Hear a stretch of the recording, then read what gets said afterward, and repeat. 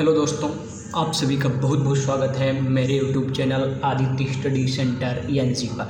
तो दोस्तों, class 12 chemistry जो हमारी केमिस्ट्री का सेकेंड पार्ट है उसका फर्स्ट लेसन हेलो एल्केन तथा हेलो एरिन। हेलो एल्केन तथा हेलो एरिन का जो भी सॉल्यूशन है पूरा का पूरा चैप्टर आज हम आप लोगों को बताएंगे। सबसे पहले बात करेंगे हेलो एल्कीन की तथा हेलो एरिन की। हेलो एल्कीन होते का क्या है? हेलो एल्केन जिन्हें बोलते हैं या एल्किल हैलाइड भी इन्हें बोलते हैं। इनका सिंपल फार्मूला होता है RH। R का मतलब है कोई एल्काइलिक ग्रुप, X का मतलब है कोई हैलोजन। जिसमें कोई एल्काइलिक ग्रुप में हैलोजन जुड़ा होता है उसे बोलते हैं हेलो एल्केन। देखेंगे एल्केन्स के हैलोजन व्युत्पन्न हेलो एल्केन्स या एल्किल हैलाइड कहलाते हैं। एल्केन्स के मैंने अभी बताया ये कोई एल्काइलिक ग्रुप होगा, ये कोई हैलोजन होगा। ठीक है, अब बात करते हैं नामकरण की। तो एल्काइलिक ग्रुप क्या होते हैं? नंबर 1 ले लेते हैं CH3। इसमें एक हैलोजन जोड़ देते हैं, क्लोरीन जोड़ दिया हमने।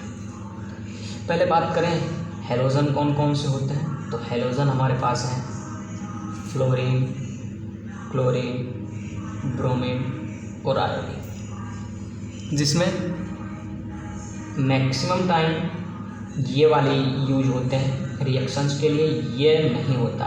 क्यों नहीं होता है? क्योंकि ये विस्फोटक है। जब ये यूज होता है तो विस्फोट करता है, इसलिए इसे यूज़ नहीं करते हैं। ये क्लोरीन, ब्रोमीन और आयोडीन का ही उपयोग करते हैं। ठीक है, तो अब हम बात करें नामकरण की। इसका सिंपल नेम क्या होगा? पहले इधर लिख लेंगे एक जगह सिंपल नेम यानी साधारण नाम, IUPAC नेम, IUPAC भी लिखने का तरीका बताऊंगा सिंपल नेम। अब जिसमें एक कार्बन वाला जो है तो उसे बोलते हैं मेथेन, और साधारण नेम लिखेंगे तो इल लगा देंगे, मेथिल क्लोराइड। क्लोरीन है तो आइड लगा देंगे, इल आइड सिंपल नेम में। तो मेथिल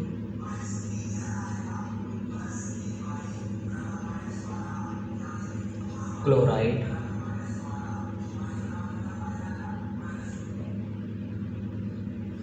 और जब IUPAC नेम लिखते हैं तो इसे क्लोरो बोलेंगे, इसे मेथेन बोलेंगे। तो क्लोरो, चलो इंग्लिश में ही लिखे देते हैं। IUPAC मैक्सिमम टाइम इंग्लिश में ही लिखना, क्लोरो मेथेन। ठीक है, बात करें कि जो कार्बन है, कार्बन की जो बॉन्ड वैलेंसी होती है वो 4 होती है। ठीक है, तो इसको हम बड़े रूप में कैसे दिखाएंगे या बॉन्ड वैलेंसी के तरीके से कैसे डिनोट करेंगे? देखें, जो कार्बन है इसकी बॉन्ड वैलेंसी 4, तो चारों तरफ 4 बॉन्ड बना लिए। हाइड्रोजन 3 है तो 3 हाइड्रोजन जोड़ दिए। क्लोरीन है, क्लोरीन जोड़ दिया। इस तरीके से जुड़ता है 1 2 3 4, बॉन्ड वैलेंसी भी क्लियर हो गई। अगर इस तरीके से पूछता है तो भी क्लोरोमेथेन, इस तरीके से पूछता है तो भी क्लोरोमेथेन। ठीक है, आई होप आप सभी को समझ आ रहा होगा। तो दोस्तों, आगे हम बात करें, हम लेते हैं 2 कार्बन वाला, तो C2H5Cl। ठीक है, 2 कार्बन वाले को हम बोलते हैं, पहले आपको बता दें, एक कार्बन वाले को meth, eth, prop, but, pent, hex, hexa, septa, octo, nona, deca बाकी के होते हैं, उनकी हमें कोई ज़रूरत नहीं है अभी।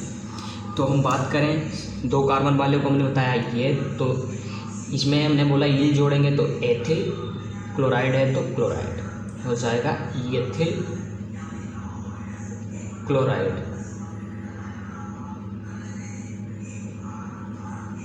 अब इसका IUPAC नेम क्लोरोएथेन।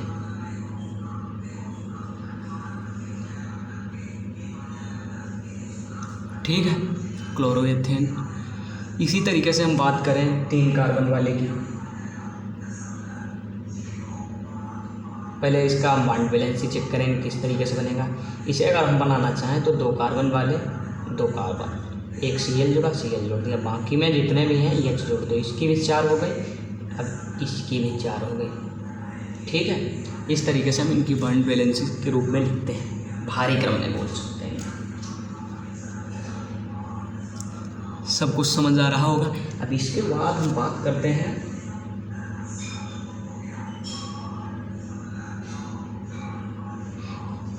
तीन कार्बन वाले C3H7। इसमें हम क्लोरीन ना जोड़कर आयोडीन जोड़ दें, क्लोरीन जोड़ दें, ब्रोमीन जोड़ दें, कुछ भी जोड़ दें, हम जोड़ते हैं यहाँ पे ब्रोमीन। 3 कार्बन वाले को बोलते हैं प्रोपेन, तो हो जाएगा प्रोपिल,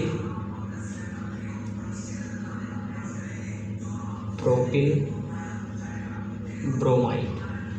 ब्रोमीन है तो ब्रोमाइड, आयोडीन है तो आयोडाइड, IUPAC नाम ब्रोमो प्रोपेन। इस तरीके से हम नाम लिखेंगे। अब हम इसके बाद इसकी संरचना की बात करेंगे तो 3 कार्बन है, 3 कार्बन हम बना लेंगे एक एक पार्ट के साथ। ब्रोमीन जुड़ा है तो ब्रोमीन जोड़ देंगे, बाकी जितने भी हैं उनमें हाइड्रोजन जोड़ देंगे। ठीक है, इस तरीके से नामकरण करते हैं। सभी कार्बन के साथ 4-4 बॉन्ड बैलेंस बनाते चलेंगे और इन्हें डिनोट करते चलेंगे। ठीक है, इसके बाद हम बात करते हैं CH3 आयोडीन जोड़ दिए, CH3 में आयोडीन जोड़ दिए तो ये हो जाएगा आपका मेथिल आयोडाइड।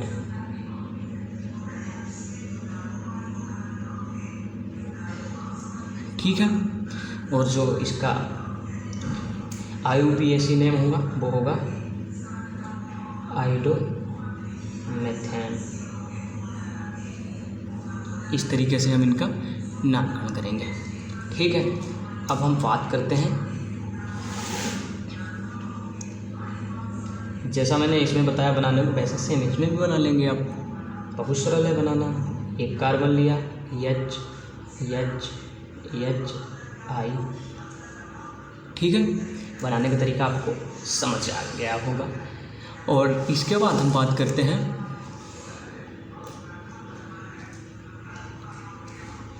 जब इसका चेन रूप में 2 क्लोरीन जुड़े हों, 3 क्लोरीन जुड़े हों, बीच में जुड़े हों, तो उनकी पोजीशन के हिसाब से उन्हें लिखते हैं। तो बात करेंगे, जैसे पहले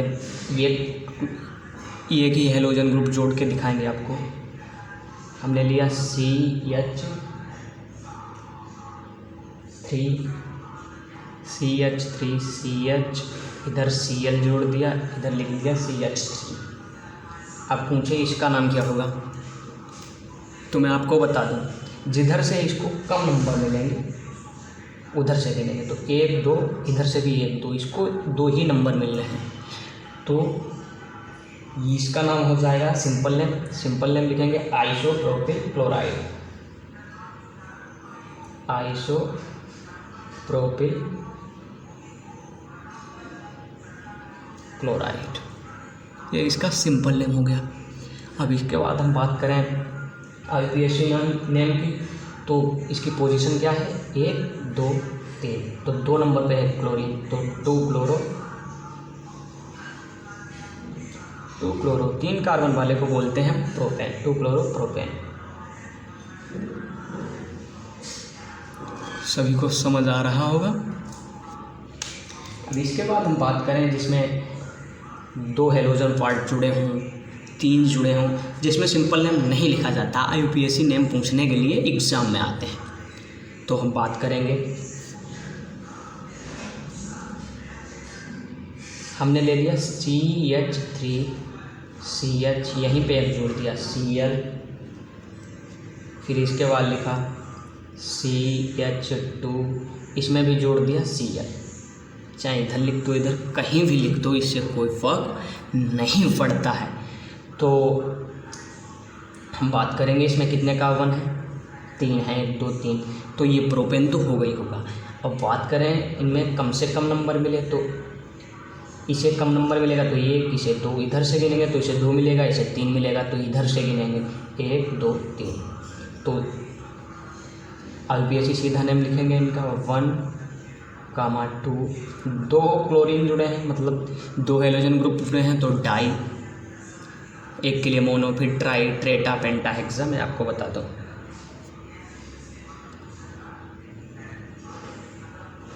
ठीक है, मोनो डाई, 2 क्लोरीन है तो 1, 2 डाई क्लोरो। 3 कार्बन वाले को प्रोपेन बोलते हैं, तो ड्राई क्लोरो प्रोपेन। ठीक है, अब इसके बाद हम बात करें, एक ब्रोमीन जुड़ा हो, क्लोरीन जुड़ा हो, अलग अलग हेलोजन ग्रुप से जुड़े हो, तो उनका नाम कैसे लिखते हैं। तो देखिएगा दोस्तों, जैसे हमने लिया, ऐसा ही ले लो CH3, यहाँ पे ले लिया CHBr, Br मतलब ब्रोमीन, CH2, यहाँ पे लिख दिया Cl। अब इसको कैसे लिखेंगे, तो 1, 2, 3। अब बात आती है इनमें क्लोरीन को पहले लिखा जाएगा या ब्रोमीन को पहले लिखा जाएगा। तो इसमें पहले उसे ही लिखते हैं जो अल्फ़ाबेटिकली फर्स्ट होता है, तो B के बाद ही C आता है, ABC। तो B वाला ब्रोमीन पहले लिखा जाएगा। कैसे लिखेंगे, इसकी पोजीशन लिखेंगे पहले, 2 ब्रोमो,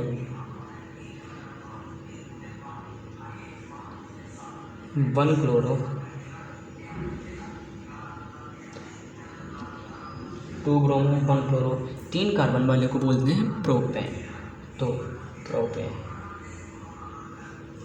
इस तरीके से इनका IUPAC नाम लिखते हैं।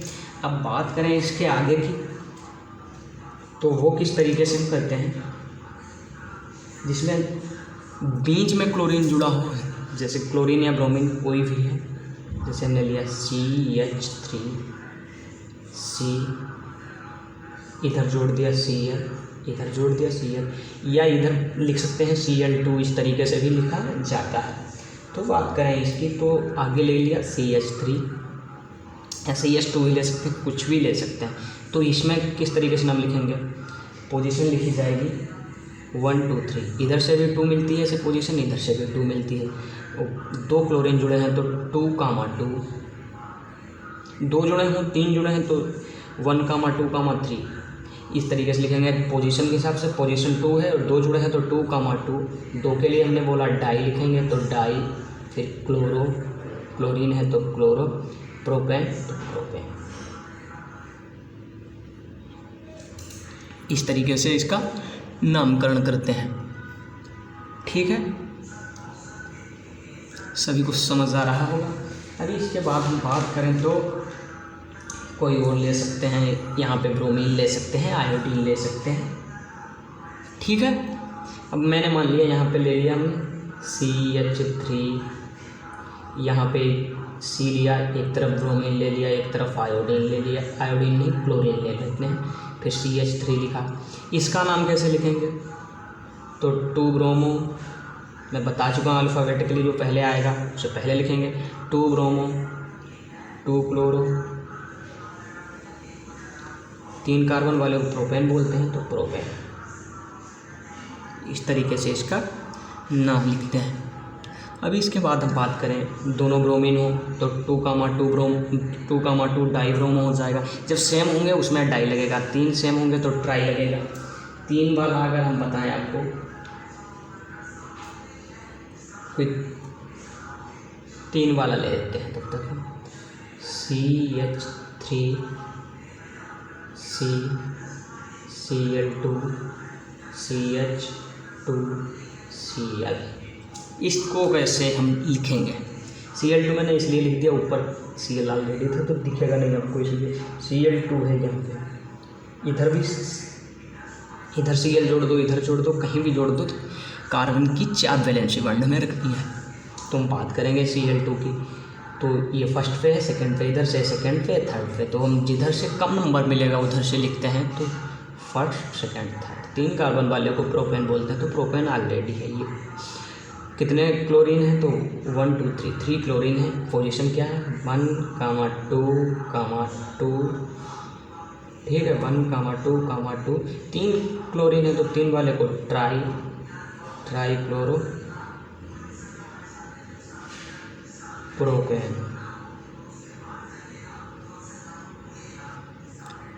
ठीक है, आई होप आप सभी को समझ आ रहा होगा। इसके बाद हम बात करें हम CX आबंध की प्रकृति। इनमें जो इनकी जो प्रकृति होती है वो CX आबंध की प्रकृति होती है। जो हेलोजन परमाणु है CX, सी में जो लिखेंगे इस तरीके से, ये कार्बन होगा, यहाँ पे कोई हेलोजन होगा। ठीक है, जो कार्बन है कार्बनिक आबंध है, उसकी जो ऋणात्मकता होती है कम विन्यासित ऋणात्मकता होती है। जिसकी ऋणात्मकता अधिक होगी उस पर डेल्टा माइनस चार्ज होगा, जिसकी कम होगी उस पर डेल्टा प्लस। तो इसके ऊपर लिख देंगे डेल्टा प्लस, इसके ऊपर डेल्टा माइनस। यहाँ पर लिख देंगे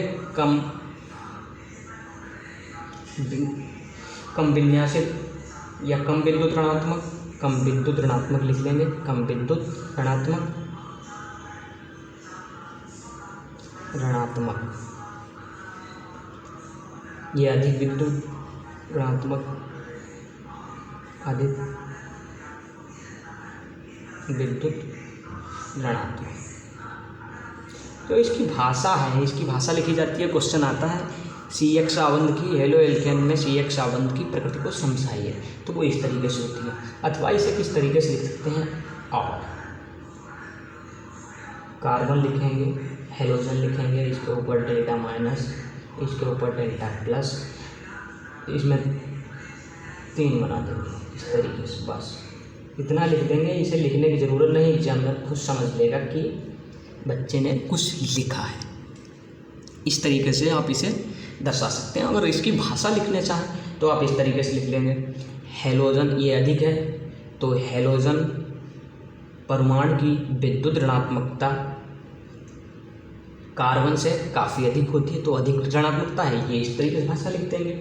इस कार्बन इलेक्ट्रॉन एवं हेलोजन परमाणु की ओर विस्थापित या ध्रुवित होते हैं, जिससे हेलोजन परमाणु पर आंशिक ऋणावेश आ जाता है।